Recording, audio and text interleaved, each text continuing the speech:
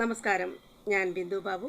ഈ അടുത്ത കാലത്ത് ഞാൻ വായിച്ചിട്ടുള്ള നോവലുകളിൽ ഏറ്റവും നല്ല ഒരു നോവലാണ് ശ്രീ ഇക്ബാൽ റീമസിൻ്റെ കാവൽ വീട്.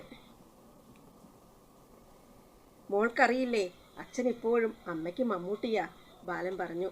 ഓ പിന്നെ, മമ്മൂട്ടി കറുത്തിട്ടല്ലേ, വിട്ടുകൊടുക്കാൻ ഭാവമില്ല മാലിനിക്ക്. പാറു ലച്ചും അപ്പും കേട്ടോണേ, ബാലൻ മക്കളോടായി പറഞ്ഞു. അമ്മയെ കെട്ടുന്ന കാലത്ത് അച്ഛൻ നല്ല വെളുത്ത് തുമ്പപ്പൂ പോലെയായിരുന്നു, ഇംഗ്ലീഷുകാരെ പോലെ.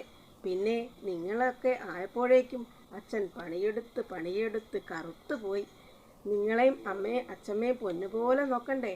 നിങ്ങൾ മൂന്നെണ്ണത്തിനെയും ഒക്കെ പൊന്നുപോലെ നോക്കണ്ടേ?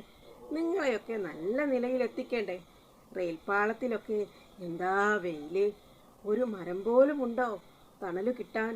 പിന്നെ അച്ഛൻ കറുത്തു പോയില്ലേ? ചില ജീവിതങ്ങൾ അങ്ങനെയൊക്കെയാണ്. അത്തരത്തിൽ ഒരു കഥ പറയുന്ന ഈ കാവൽ വീട് ഏറ്റവും നല്ല ഒരു മികച്ച നോവലായി നമുക്ക് വായിച്ചെടുക്കാൻ പറ്റും. നല്ല ഒരു വായനയ്ക്കായി സമർപ്പിക്കുന്നു ശ്രീ ഇക്ബാൽ റീമസിൻ്റെ കാവൽ വീട്.